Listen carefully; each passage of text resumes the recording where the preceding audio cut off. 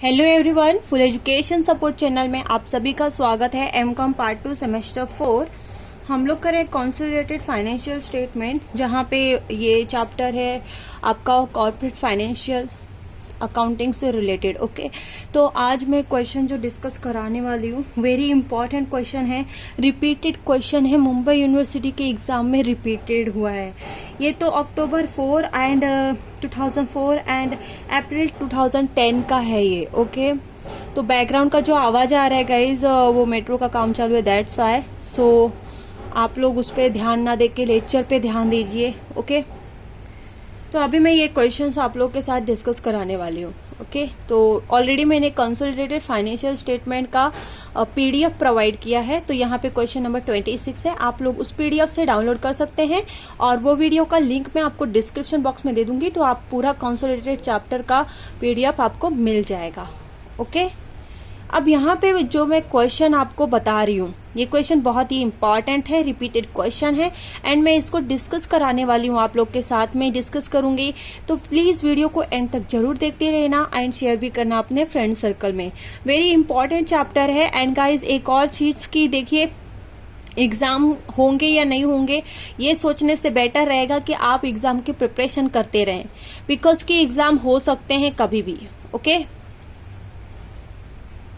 Question में दिया है Vipasha limited acquire investment 24,000 share in H limited, मतलब कि 24,000 शेयर उसने एक्वायर किया है। ओके, एच लिमिटेड 2,48,000 कभी एक्वायर किया है उसने, तो वो 1 जुलाई 2011 में।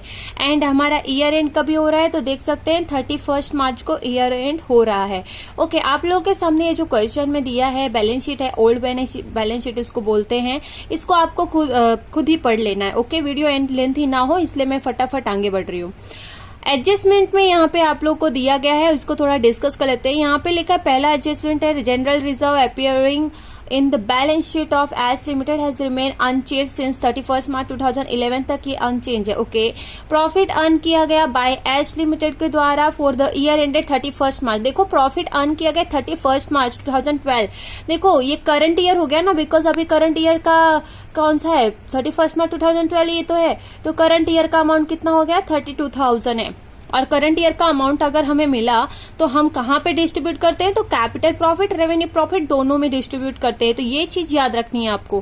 थर्ड एडजस्टमेंट बोला गया है on 1 February 2012 Vipasha limited sold to H limited good costing ₹12,800 for the ₹16,000 of 25% of this good remain unchanged sold with H Limited on 31st March 2012। Creditor of H limited, देखो यहाँ पे क्रेडिटर का adjustment दिया गया है। क्रेडिटर दिया है H limited का 6,400 ड्यू टू विपाशा लिमिटेड, तो विपाशा को भी यहाँ पे इंक्लूड कर दिया गया है। और यहाँ पे बोला है on this account of this good. Okay, तो यहाँ पे क्रेडिटर और डेटर दोनों में से ये म्यूचुअल ड्यू क्या 6,400 है ना, लेस हो जाएगा, ये चीज याद रखनी है। और यहाँ पे जो 12,800 एंड 6,000 है ना, इसका एडजस्टमेंट मैं आपको करके दिखाऊंगी, तब आपको समझेगा। फोर्थ है out of H limited accepted 24,000 of those which have been accepted favour of Vipasha limited.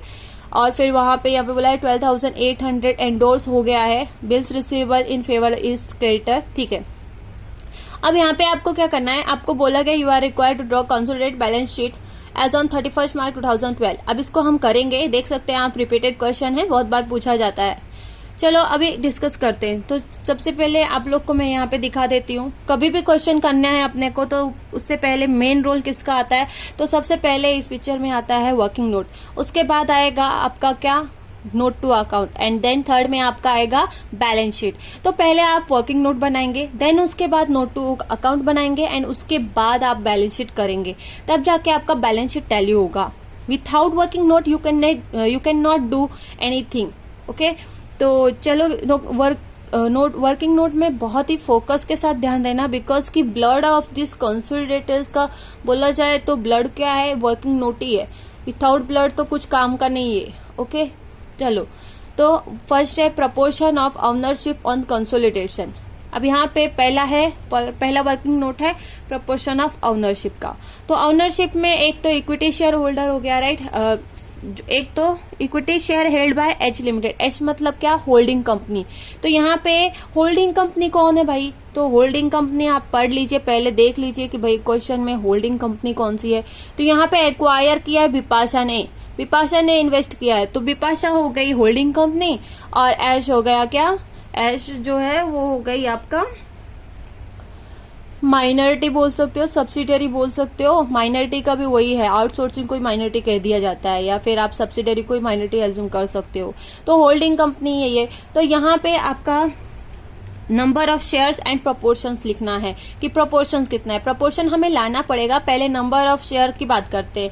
तो कितना शेयर लेकर आया है, तो यहाँ पे आप देख सकते हैं कितना शेयर लेकर आया, तो 24,000 उसने इन्वेस्ट किया है, मतलब कि यार कितना किया, 24,000 शेयर का है, तो 24,000 आप यहाँ पे लिख दीजिए। ओके, माइनॉरिटी का यहाँ पे आपको क्वेश्चन में तो कुछ दिया नहीं है, बट एक चीज दी है यहाँ पे, इक्विटी शेयर 10 इस, यहाँ पे देख सकते हो 4 लाख एच लिमिटेड का है।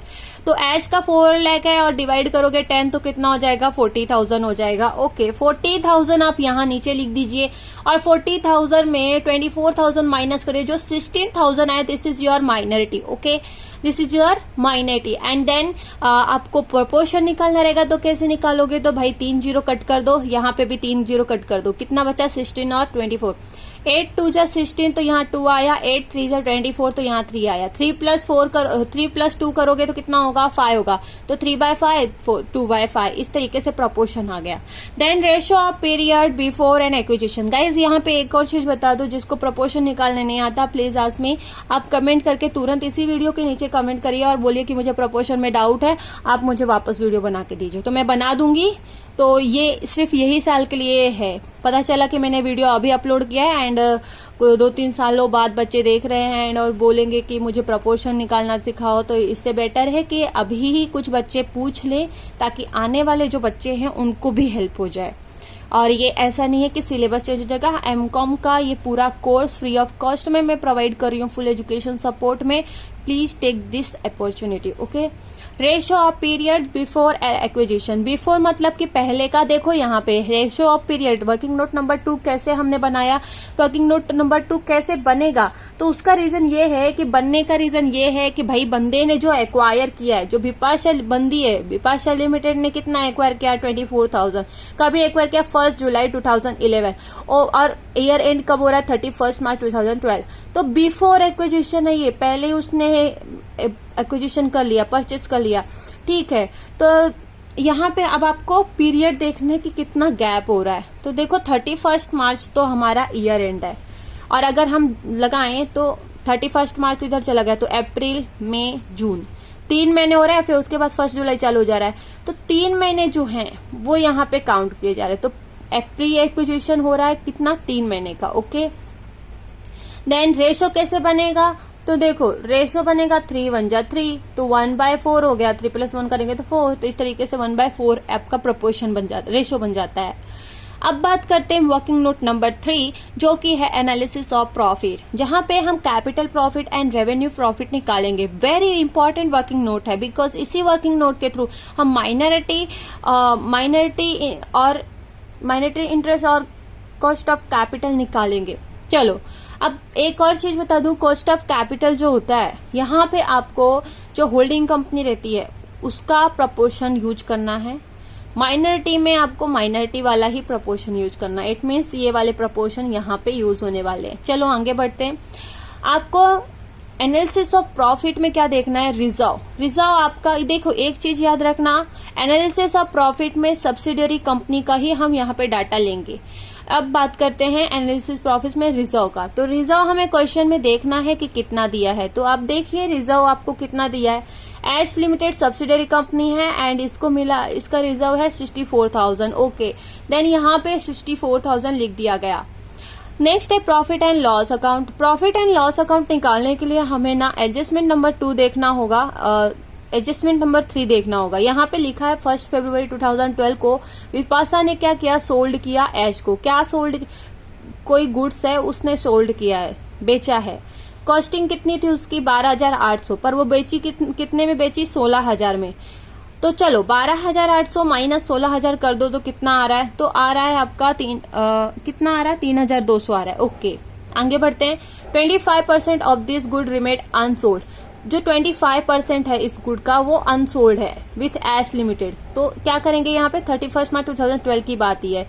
तो 3200 जो हमने निकाला ना माइनस करने के बाद, उसका 25% करोगे तो आपको मिलेगा 800। ओके 800 आ गया। एंड फिर यही 800 और यहाँ पे देखो आपको 10 ईच बोला है ना, तो मल्टीप्लाई 10 कर दो तो 8000 हो गया। वो 8000 यहाँ पे लिखा।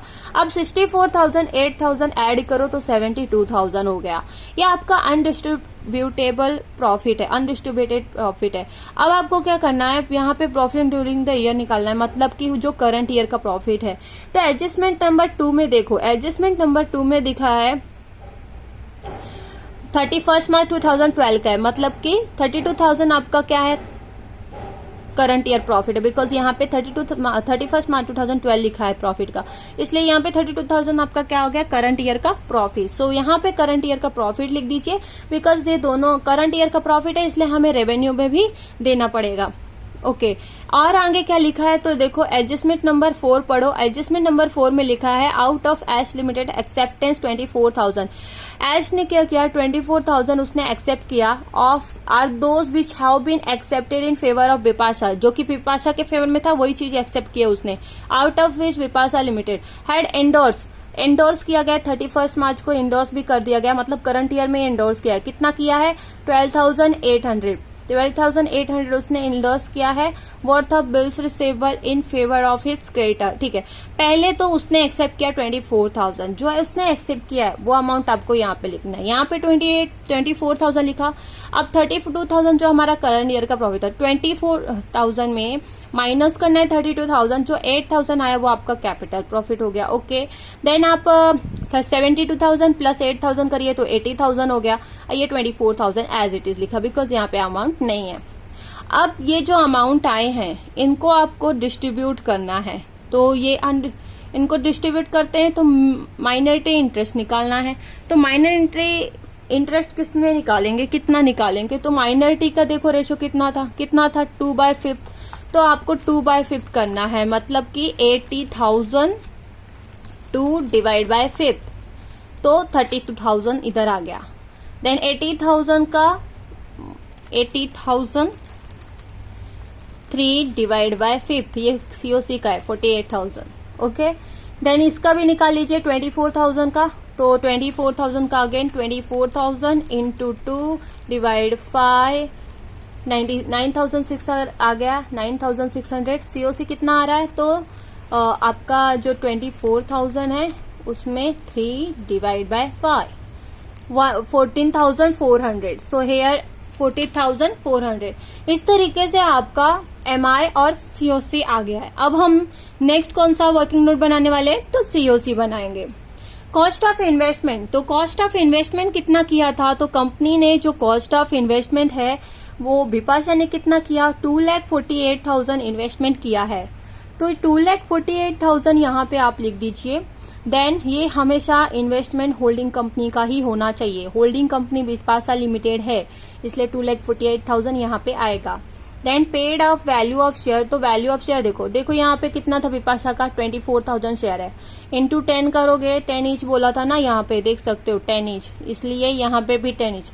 24,000 मल्टीप्लाई 10 कर दो तो आपका कितना आ जाएगा, तो यहाँ पे आ जाएगा 2,40,000। ओके पेड अप, तो यहाँ पे पेड अप हो गया। Then share of capital profit कितना है, तो कैपिटल प्रॉफिट है 48,000, उसे लिखो। देन 2,40,000 ऐड करो 48,000, तो कितना आ जाएगा 2,88,000। ओके अब 2,48,000 देखो स्मॉल अमाउंट है, ये बड़ा अमाउंट है, तो 2,48,000 में 2,88,000 गया तो कितना बचेगा, नेगेटिव में आपको 40,000 आ रहा है। नेगेटिव में जो 40,000 आएगा ना वो आपका क्या हो गया, कैपिटल रिजर्व। अगर ये पॉजिटिव में आंसर आता तो क्या बोलते हैं हम इसे बोलते हैं हम गुडविल, लेकिन यहाँ पे गुडविल नहीं आएगा, बिकॉज की यहाँ पे क्या आएगा, capital reserve. Okay then next है एमआई अब आपको निकालना है, तो पेड अप शेयर निकालना पड़ेगा। तो यहाँ पे एमआई का कितना वैल्यू है 1,600, तो 1,600 और 10 एच किया तो 1,60,000 हो गया। कितना आ गया, 1,60,000। अब आते हैं आगे जो कि है share capital profit. Capital profit आप देख लीजिए तो 32,000 ये आपका sorry, share of capital profit, capital profit निकालना है एमआई का, तो 32,000 है यहाँ पे, तो यही 32,000 यहाँ पे लिखना है। देन शेयर ऑफ रेवेन्यू कितना है एमआई का, 9,600, तो यहाँ पे लिखना है। देन इनको ऐड करेंगे तो 2,01,600 आएगा। अब यहाँ पे कुछ बच्चे पूछ सकते हैं कि ये सीओसी इधर लिखा है तो ये वाला रेवेन्यू वाला क्यों नहीं लिखा इधर अमाउंट, तो ये वाला इसलिए नहीं लिखा बिकॉज कि जब भी यहाँ पे रेवेन्यू का अमाउंट आएगा ना, तो आप समझ जाओ कि आपको consolidated profit and loss account बनाना है, तो वहां पे ये वाला अमाउंट उसमें जाएगा। ओके, तो ये चीज याद रखनी है। आगे बढ़ते हैं, जो कि वर्किंग नोट नंबर 6 बनेगा हमारा, बिकॉज रेवेन्यू था इसलिए। Consolidated profit and loss account, profit and loss account of holding company हमेशा यहाँ पे लेना है। तो होल्डिंग कंपनी का प्रॉफिट एंड लॉस अकाउंट कितना है, तो इसमें आप देख सकते हैं होल्डिंग कंपनी का प्रॉफिट एंड लॉस अकाउंट कितना है, तो 1,28,000 है विपाशा का, तो 1,28,000 यहाँ पे आपको लिख देना है। उसके बाद शेयर ऑफ रेवेन्यू प्रॉफिट जो कि हमने निकाला कितना है 14,400, तो यहाँ पे 14,400 लिखा। 1,28,000 में 14,400 ऐड किया तो 1,42,400 आ गया। देन उसके बाद अनरिलीज प्रॉफिट इन स्टॉक, इसको भी आपको ध्यान में देना है। तो वो कैसे बनता है, तो वर्किंग नोट नंबर देखो, एडजस्टमेंट नंबर आपको 3rd देखना है। यहाँ पे आपको 12,800 दिया है, 16,000 दिया है, तो उसको माइनस किया तो आपको मिला 3,200। देन उसका 25% किया तो 800 आ रहा है, जो मैंने पहले बताया था। यहाँ पे 800 किया, ओके। अब माइनस करो, 1,42,400 में 800 माइनस किया तो 1,41,600 आ गया। This is your consolidated profit and loss account. Okay, तो इस तरीके से हमने 6 वर्किंग नोट कंप्लीट कर लिए हैं। अब नोट टू अकाउंट करते हैं, बिकॉज वेरी इंपॉर्टेंट है note to account. Note to account में पहला नंबर होता है शेयर एंड रिजर्व का, रिजर्व एंड सरप्लस का, सॉरी रिजर्व एंड सरप्लस। तो कैपिटल रिजर्व आपने जो निकाला कंसोलिडेटेड में, कैपिटल रिजर्व हमने निकाला था जो था हमारा 40,000, तो 40,000 है इसलिए 40,000 लिख दिया। देन उसके बाद जनरल रिजर्व, तो जनरल रिजर्व आपको निकालना है जो कि है आपका, हमेशा यहाँ पे याद रखना होल्डिंग कंपनी का ही लेंगे। नोट टू अकाउंट में होल्डिंग कंपनी का जनरल रिजर्व लेंगे 2,56,000, तो 2,56,000 यहाँ पे होल्डिंग कंपनी का ले लिया। देन उसके बाद सरप्लस, तो सरप्लस हमने निकाला जो कि 1,41,600 है, वो आपका क्या आ गया इधर सरप्लस। ओके, देन आपका यहाँ पे ऐड करो, इन सभी को ऐड किया तो 4,37,600 आपको मिल गया। ये आपका रिजर्व एंड सरप्लस हो गया। इसे मैं लिख देती हूँ सरप्लस। ओके, ये अमाउंट क्या है, सरप्लस है। अब आगे बढ़ते हैं जो कि ट्रेड पेबल है। ट्रेड पेबल में क्रेडिटर आता है। क्रेडिटर आपको कितना दिया है, तो देखो यहाँ पे 80,000 प्लस 48,000 दोनों को ऐड करना है। तो यहाँ पे 80,000 प्लस 48,000 दोनों को ऐड किया तो 1,28,000 हुआ।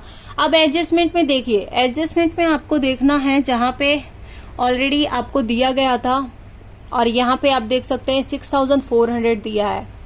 Creditor of Ash limited include 6,400 due to Vipasha limited.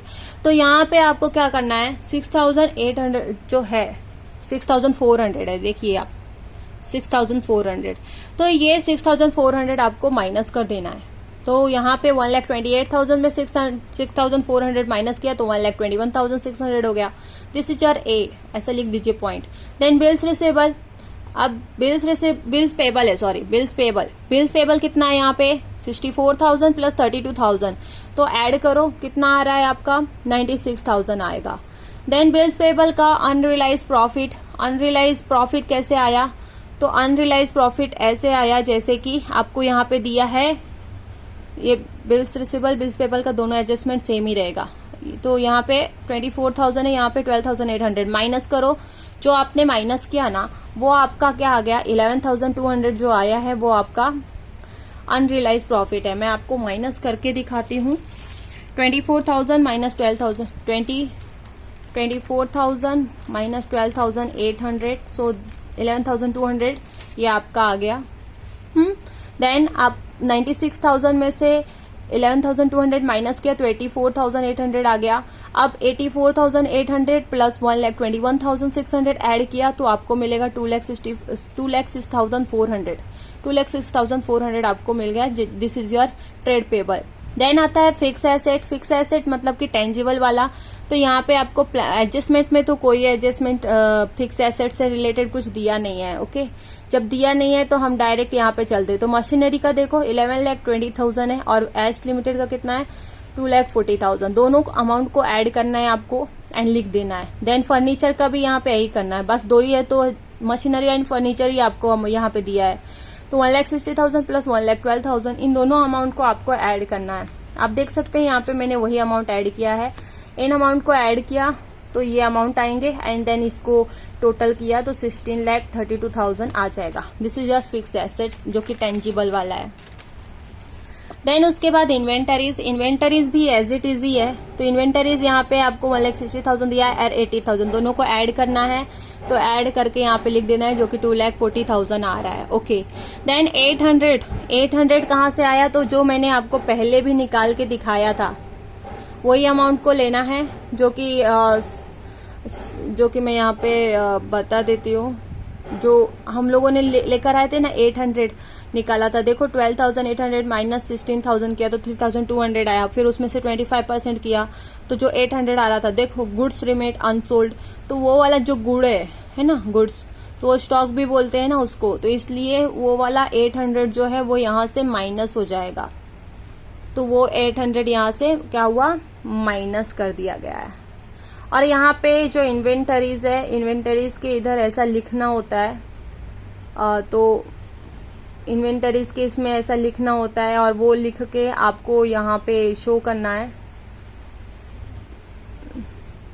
Okay, तो इस तरीके से हमने किया। और इन्वेंटरीज के इधर जो लिखा है वो अनरियलाइज प्रॉफिट है, ऐसा आपको लिख देना है। मैं लिख देती हूँ unrealised profit, unrealised profit. Okay, unrealised profit 800, तो माइनस किया 2,40,000 में से 800 तो 2,39,200 आ गया। ये आपका इन्वेंटरीज हो गया। Then trade receivable. Trade receivable में आपको देखना है तो ट्रेड रिसीवेबल में सबसे पहला आता है सन्ड्री डेटर। सन्ड्री डेटर आपको देखिए कितना दिया है। तो सन्ड्री डेटर यहाँ पे 96,000 है, देन 56,000 है। इस तरीके से दिया है अमाउंट। तो इन दोनों अमाउंट को ऐड करना है, ऐड किया और इधर 1,52,000 आ गया। अब उसके बाद जो म्यूचुअल ड्यू है, म्यूचुअल ड्यू आपको यहाँ पे भी लिखना है। ध्यान देना, डेटर और क्रेडिटर का सेम म्यूचुअल ड्यू रहता है, बिल्स रिसीवेबल बिल्स पेबल का सेम रहता है। तो यहाँ पे 6,400 आपका क्रेडिटर था, तो ड्यू टू बिपाशा और ऐश का दोनों का सेम है, तो इसलिए 6,400 यहाँ पे आ गया। अब 1,52,000 माइनस 6,400 किया तो आपको मिला 1,45,600। ये आपका आ गया sundry debtor. Bills receivable. Bills receivable आपको देखना है तो बिल्स रिसीवेबल का अमाउंट दिया है 40,000 एंड 32,000। तो 40,000 एंड 32,000 ऐड किया तो 72,000 हो गया। Then mutual due. तो म्यूचुअल ड्यू आपको यहाँ